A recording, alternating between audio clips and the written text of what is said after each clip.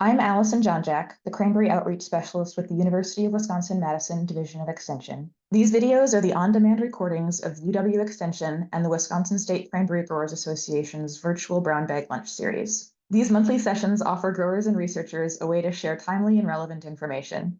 We hope you'll enjoy and continue to engage with us. Hi, I'm Tom Lochner, the Executive Director of the Wisconsin State Cranberry Growers Association.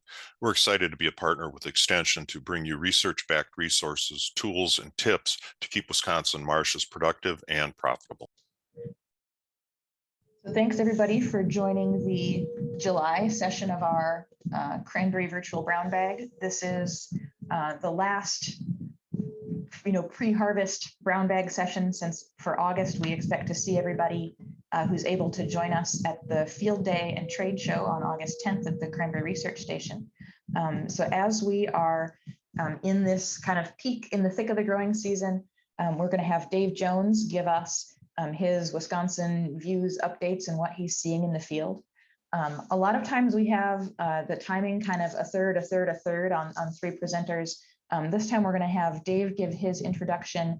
We're going to have then a kind of researcher grower panel where Wade and I will kind of serve as growers, and Amaya Atucho will serve as the researcher, and we're going to ask questions about how to manage nutrition if you've had physical damage of your vines, for example, from hail.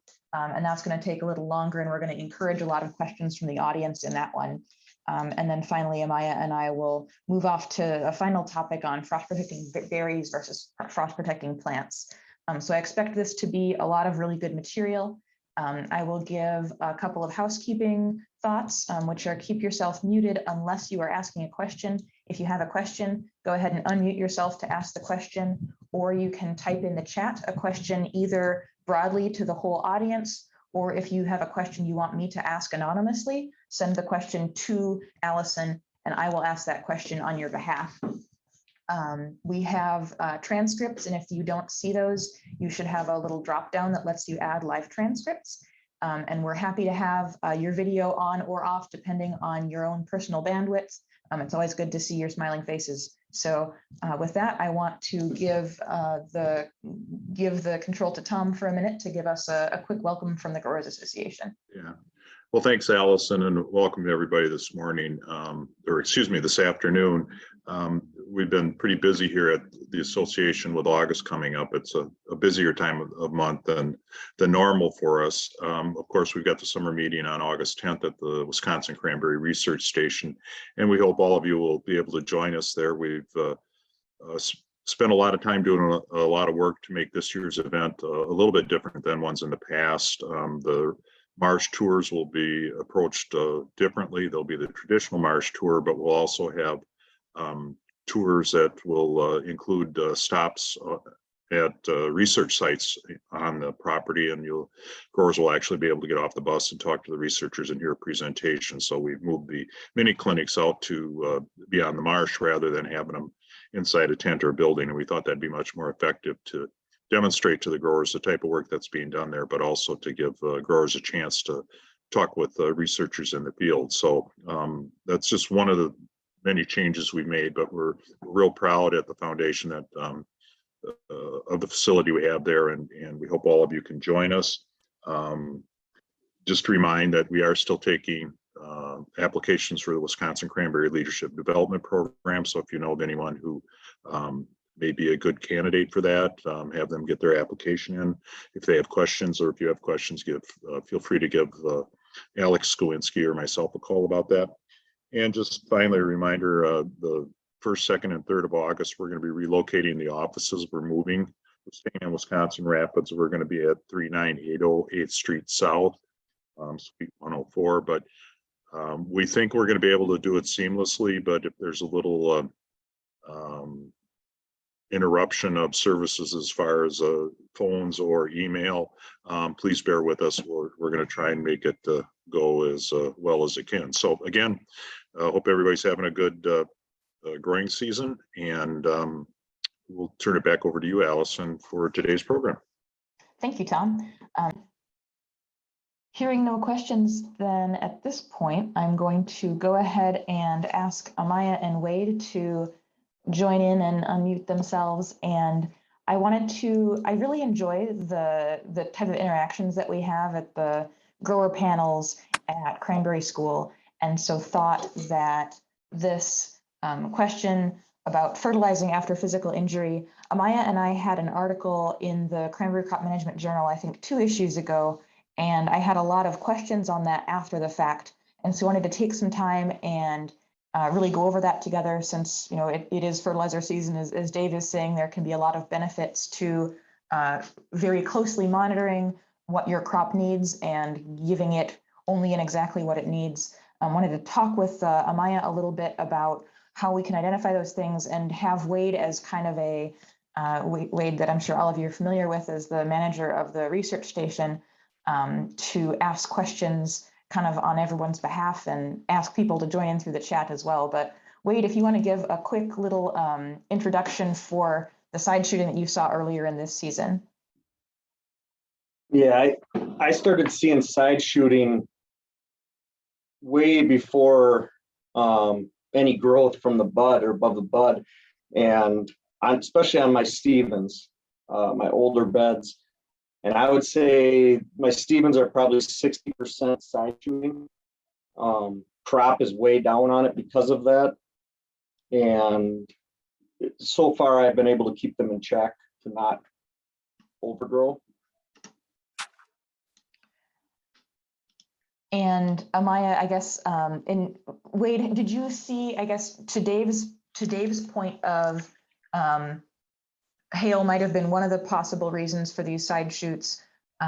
Did that time up, and you expect that a lot of yours are hail, or are you thinking that you might be in a category where you've got some other causes as well?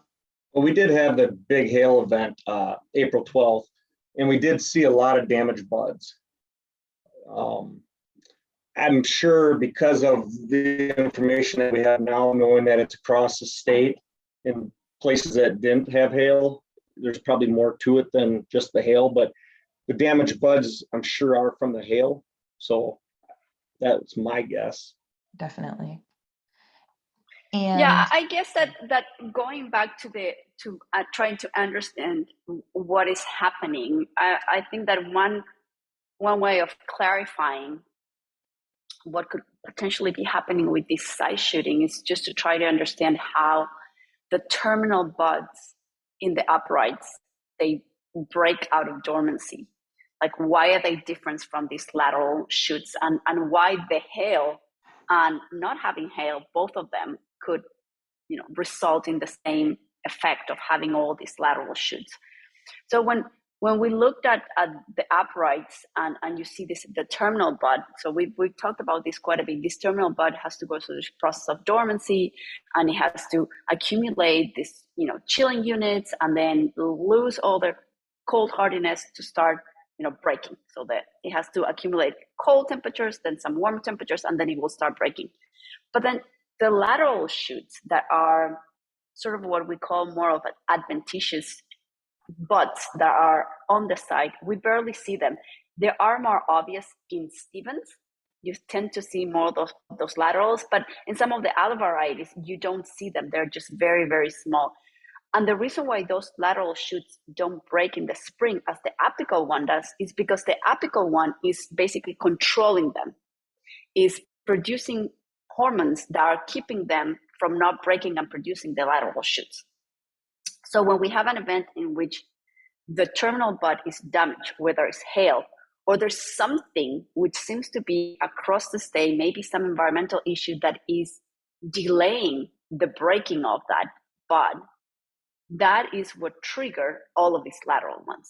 So either way, whether there was something environmental that maybe delayed the breaking of the apical bud, or the hail damaged that bud and ended up in not breaking at all, those lateral buds receive the signal of saying, hey, the boss is gone, basically, just let's go and just start growing. That's what we do. With this imposed suppression of growth has been lifted, and so they start growing. So the question now is like, what could have happened on those marshes that did not have any hail damage or they did not think that there was any damage to the terminal bud to generate that side shooting.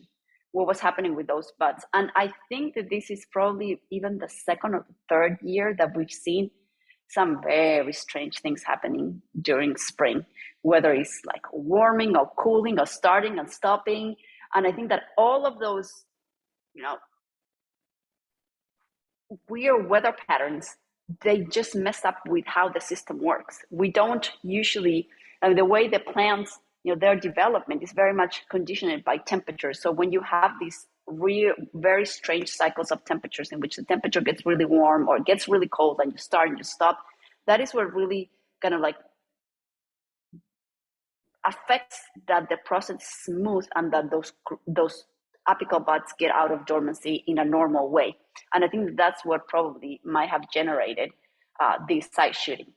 Unfortunately, I think it's something that we're going to see more and more often because with climate change, we see these strange patterns in spring. I mean, all the time. It's much warmer now than it usually is. So we're going to see more of that. And I think we're going to start seeing more wacky things happening to our vines, responding to that and how to adjust to them, I think is the question. Like every time we learn about this, how do we control that side shooting? How do we make sure that now those that have a lot of those side shootings are able to stop their growth and set a terminal bud for next year to have a crop on those side shootings?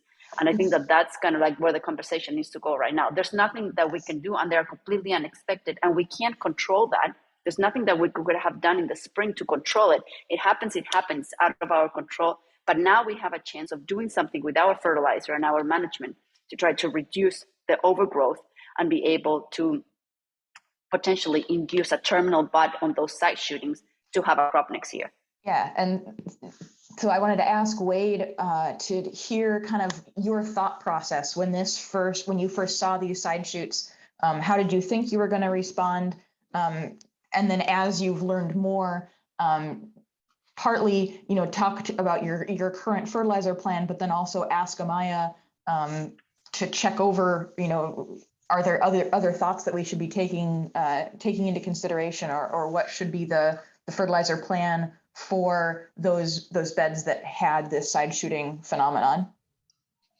Well, for me, the beds that I had it on were actually, so it's kind of a double-edged sword. The beds that I got most of the side shooting on were the upright density was getting thinner. So my plan was, this was a good opportunity actually to get my upright density back to where it should be.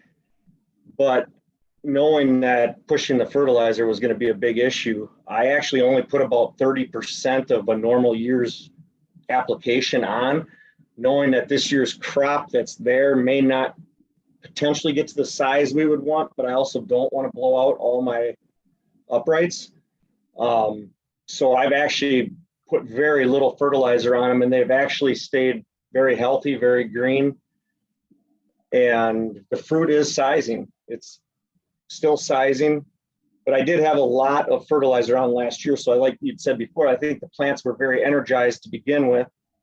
So like I said, I only put about 30% of my yearly fertilizer on, and I'm actually done on them, and I'm going to let them, hopefully they set buds. Mm-hmm. Amaya, do you want to talk a little bit about the process of setting buds and how fertilizer timing and amount can impact whether your fertilizer timing, fertilizer amount, and then also weather are going to be the key factors in bud formation, since of course we do hope that these are going to set buds?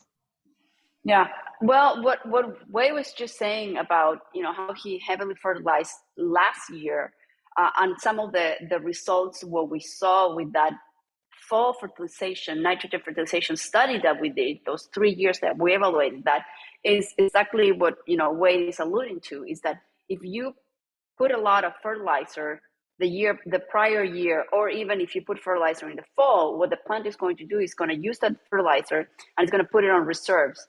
So then when spring comes, even when the soil is relatively cool and the uptake of nitrogen from the soil is very minimum, the plant will remobilize the nitrogen from last year that is being stored in the runners and in the root system, and will put it into this new growth. So all of the beautiful growth of those lateral shoots that Wei was describing were all, pushed by a lot of, or supported by a lot of that nitrogen that was as a reserve from the previous year. That's why there was no need to put any additional, especially if you have low yield. So at that point, there was no fruit set yet, but still those were vigorously growing from that nitrogen that they were remobilizing, the vines were remobilizing from storage. However, for those that do have lateral shooting, and in addition, they have a good crop and they have a good fruit set, now is the time where fruit is going to be demanding more of that nitrogen. And the key here, I think, is to do, unfortunately, many low doses applications to try to figure out in a more detailed way when to stop, because I think that that is the key process to be able to set a bud. If we have a lot of lateral shoot, but we still have a good crop, I think that more applications more often of a lower concentration of fertilizer is the key to try to avoid over fertilizer and avoid keeping those uprights to produce more and more leaves. To be able to form a bud, there needs to be a succession in growth. But if you continue applying fertilizer, or you over fertilize, or you maybe do a application of fertilizer, there's a big doses of application. You do maybe one every 10 days, or maybe one a week, and you dump a lot. You can't control it. You can't take it back. So what's going to happen is that those vines are going to continue taking up that nitrogen that is in the soil, will continue, and they will continue growing. If you keep it very tight and you put small doses as you see that the plants are still needing it. So Dave alluded to the change in the color, that you still see them pale, and you know that they could take another one. If you do it in smaller doses, you will be able to get exactly to the point where they turn their color and you decide, okay, that's it. They don't need any more. But if you over fertilize, there's no way of taking it. So that would be my advice in terms of fertilization. Lower doses in a more frequent way. I know it's a pain and it's a lot of work, but it's the only way to try to keep those lateral shoots under control. And then, as I was saying, to be able to form a bud, you need the cessation of the growth. Those shoots, those new leaves need to stop growing. Then the bud needs to form, and then you can start the process of induction to have flowers for the following year. So the sooner the bud is formed, the more chances you have that bud is going to have flowers the following year. So the sooner they stop growing and they form the bud, you're going to have a higher bloom the following year, if we don't have anything else that could potentially damage those buds and those flowers inside. So it's really important. And we see that in many of the cultivars that tend to be higher yielders, and also they have lower of this biennial bearing, one of the big difference is when those buds are set. So some of the studies that we did in my lab a long time ago, many of you might remember Dr. Jenny Bolivar, that was a postdoc, and she was doing all this study about looking at how the flowers are formed. One of the things that she noticed is that the cultivars that are consistently good yielders and they have less variation in yield from year to year, they set those buds in those uprights early on, ensuring that they will have flowers for the following year. So again, the only way that we can do that, one of the better controls that we have is through our fertilizer. The other thing is also irrigation. Given that we have not had a lot of precipitation, if you are over irrigating, you're irrigating and irrigating, what you're going to do is that a lot of water content in the soil plus heat is going to release a lot of nitrogen from the organic matter that's in the soil, especially in older beds that will have more organic matter. And in that case, there will be more nitrogen available for the plants. So that's the two things that you can do: control irrigation and control fertilizer application. Those will keep those uprights under control, and hopefully you'll set a bud, and then you have a secure crop for next year.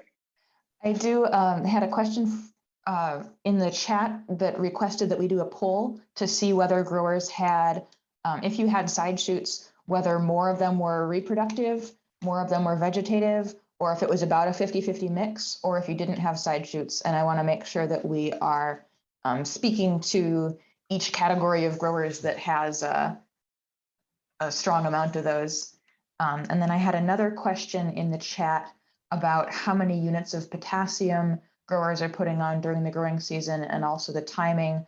And I think I'm going to do that in a poll form as well, just to encourage people to give their feedback. Right now, as people are entering that poll question, I also have a message that says, we observed many lateral shoots that were flowering shoots, sometimes 4 or 5 along with berry set. They usually had a smaller upright. Most of the vegetative side shoots were 2 that came off of a damaged apical bud. So it sounds like they both had the adventitious as well as the vegetative damage response. I'm going to go and ahead. I don't know if there's a specific, if they're referring to a specific variety, but we do know that in Stevens, naturally, we do see when we look at those uprights that there's more than one bud. You can see those terminal buds are also big and they're well developed. So in that case, those buds, those lateral buds, they also develop at the same time as that terminal one. So, you know, what it would be at the end or mid-August, those buds were already there formed. That's why they have flowers. So in the case of other varieties that don't tend to have multiple buds, terminal buds, those buds are mostly adventitious and they are just vegetative and they don't have flowers. But in the case of Stevens, it's very common to see, you know, maybe 2 terminal buds that are very big and you know that they will carry flowers. That makes good sense. I did show the poll results here. It looks like of people that had side shoots, the most common was that they were vegetative. Next most common was a 50-50 mix, and then only a handful had more reproductive than vegetative. So I don't know if that adjusts the advice that you want to give in any way about bud formation for next year, or Wade, if you have any comments on that as well. I think it's like Amaya said, is you really have to watch what your plants are doing right now. And I mean, if they look green and vibrant, I wouldn't put another drop on them at this point. Your fruit's already there. What you've set is probably set, and the plants probably have enough to keep going. And don't push them. And then going back to the comment about the color of the plant, we always need to think about where that nitrogen is going. We're putting that nitrogen. Where's that nitrogen going? That nitrogen is not going into the fruit. That nitrogen is going into the leaves. That's when you put the nitrogen, that the plants turn green, because you are using that nitrogen to produce more chlorophyll, which is the pigment that is going to be able to capture the light, and you know, the main pigment for photosynthesis, that is going to be the one that's going to produce the carbohydrates that are going to grow the fruit. So it's not like the nitrogen is being pumped into the fruit.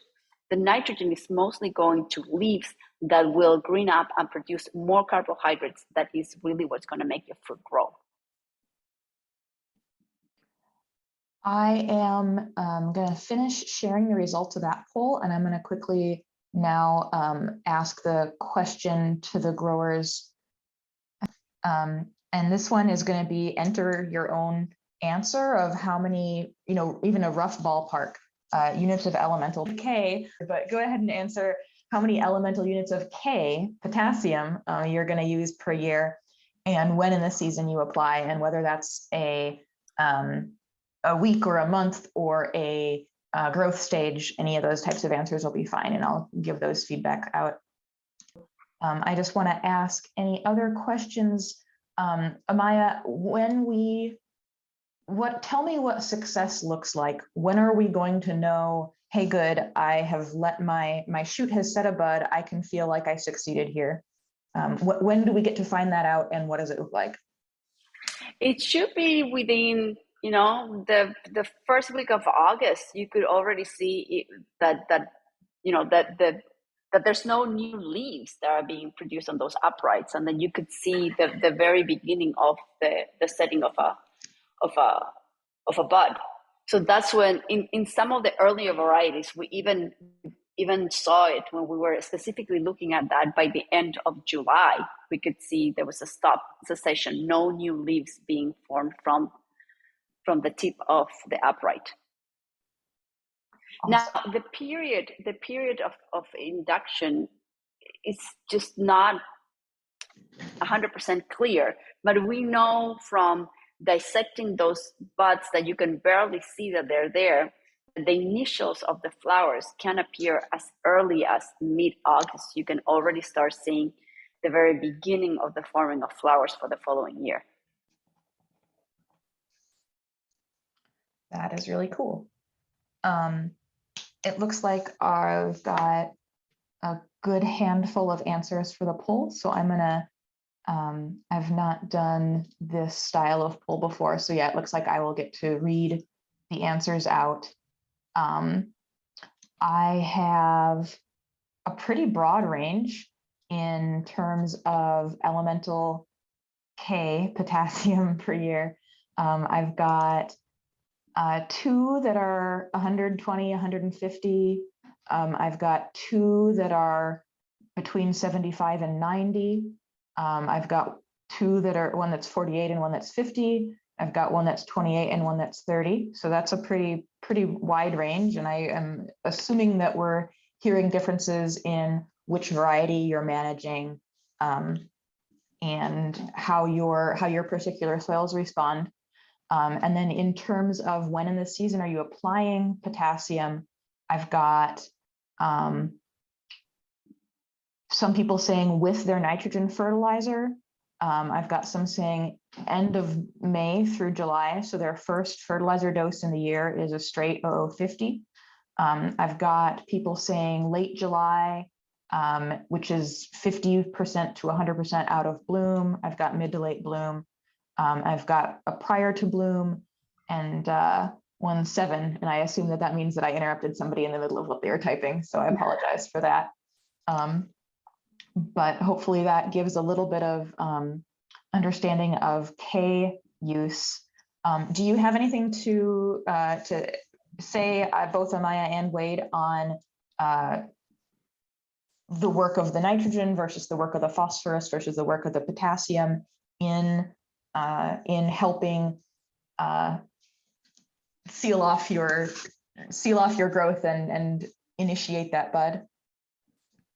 Well, most of the when we think about vegetative growth, most of it is going to be driven by nitrogen. Okay, so more than if you put just potassium or just phosphorus, you're not going to see the same results that you will see with the nitrogen. You're not going to see that growth. Now, one thing with the potassium is that potassium is one of those elements that don't form any structural part of the fruit or the leaves or any of the parts of the plant. So it's mostly in water solution, and it's very mobile in the soil and in the plant. And we associate potassium with bigger fruit. We always think about, potassium is what's going to make the fruit really grow. And the reason why we think that is because as potassium moves, there's also movement of water. And when there's movement of water, there's enlargement of the cells. Now, that is true to a certain point. Okay? If you over-fertilize with potassium, it's a problem. You're going to have a problem because you are going to change the imbalance in the soil, and you're going to end up having less uptake of other nutrients that we don't usually talk a lot about these on cranberries, but they're very, very important. One of those being calcium. And we don't have a lot of calcium in cranberries because of the type of soil and the pH that we have. But calcium is really important nutrient for fruit firmness, and we've talked a lot about. I think sometimes I feel like I sound like a broken record, maybe for some growers more than others, but calcium is really important for fruit firmness. So if we are over fertilizing with potassium, it's in detriment of uptake of calcium that will result in fruit that is going to be softer, that there's more chances of also having rot on those fruit. So the more calcium we have, the stronger, the more firm that fruit is going to be. The other aspect of calcium that is really important and we don't talk a lot about it is that calcium works as modulator for stress, especially for abiotic stress. So stresses related with temperature, stresses related with excess of water or not enough water, drought. And so when we have more calcium in our plants are able to cope with that stress better. So if you're over fertilizer with potassium, you're taking less calcium, and that is going to result in fruit that will be softer and also plants that are going to be less resilient to stress. So be careful with the potassium. How do you decide how much potassium you should be applying? And we'll talk about this. Your foliar analysis. Your foliar analysis is key. So if you see that those potassium levels are going up and up and up and up, just like you're over fertilizing with them. And you're probably seeing that either the calcium or the magnesium, which is another element that is also going to be taken up less by the plant if you put too much potassium, it's going to start going down the levels. So potassium is a good thing until to a certain point. Too much of a good thing is bad. And then we've also talked about how potassium has no effect on cold hardiness and potassium will not change your crunchy vines. That doesn't work that way. I don't know, where those ideas came from, but that is not true. I mean, potassium has a role in movement of water and enlargement of cells, but does not have an effect on cold hardiness whatsoever or changing the uptake of water from the vines early in the spring to start the new cycle of growth. I've got one more question in from the chat, and then we'll give another opportunity for Wade to ask anything or share anything. But the additional question I've got from the chat, we talk about fertilizing after physical injury. So some of these side shoots are from the damage of the apical bud from hail. Some of them might have just been adventitious from not getting the standard hormonal cue of, keep it down, the boss is here. But we've also had, some people have had some insect injury, some larval feeding. Do we want to take the advice that you gave us for hail damage and for these other apical shoots? Is it the same advice that you give if we've had tip damage from insect feeding? Or do we have differences there? Is it a question for me or for Wade? For you, sorry. If you'd advise the same thing for hail damage that you would for insect damage, if it's in a similar form. If you have insect damage so that your apical bud did not break and you have no fruit, yes, you're going to see the same thing. There's all that nitrogen that is in the system from last year that is going to push, it's going somewhere and it's going to go into vegetative growth because you don't have the fruit to control it. So yes, the same advice is true. Just, Perfect. Pull back on that nitrogen. Make sure that those new shoots that are growing stop growing, and there's a cessation of growth and there's a terminal bud that is forming. The earlier, the better. And then I wanted to give Wade one more opportunity to share any other thoughts or ask anything to Amaya while we all get to benefit from the questions. I think just touching on what Amaya said about, when people are putting potassium on, I cut way back over the years on how much I use because side by side and tissue samples really didn't show any advantage to, and maybe like she had said, it actually can slow things down or hurt things. I found that cutting my rate in half actually was the same as putting double the amount out. There's really no advantage to it, and you're just saving money as a grower by not putting it out there. Especially this year. I did just get a question in too. Some growers put a large dose of K on, quote, to shut the vines down. Does a large dose of K shut down growth? No. Okay, that sounds like nothing to do. And a lot of that doses of potassium is just going to stay in the soil. There's a lot of potassium in the soil, and I said it's a very mobile element, and it will just stay in solution in the soil. So it's not doing anything.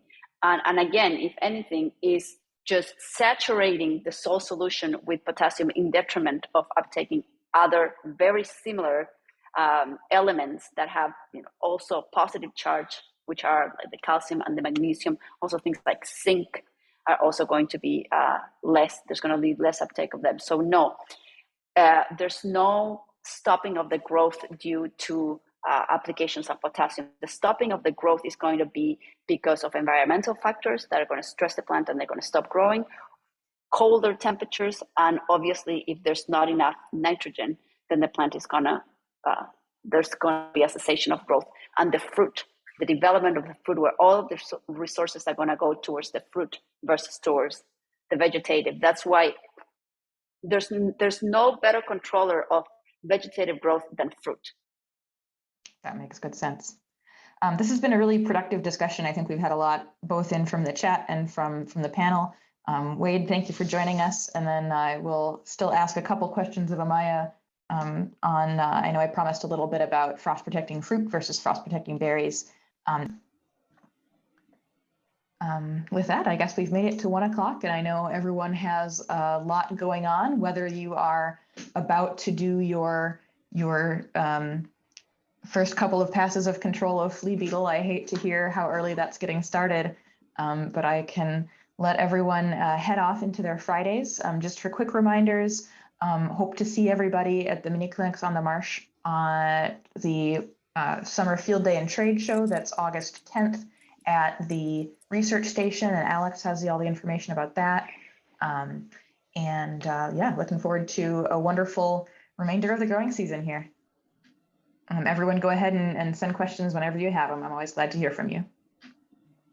Thank you, everybody. Thank you, Allison. Thank you.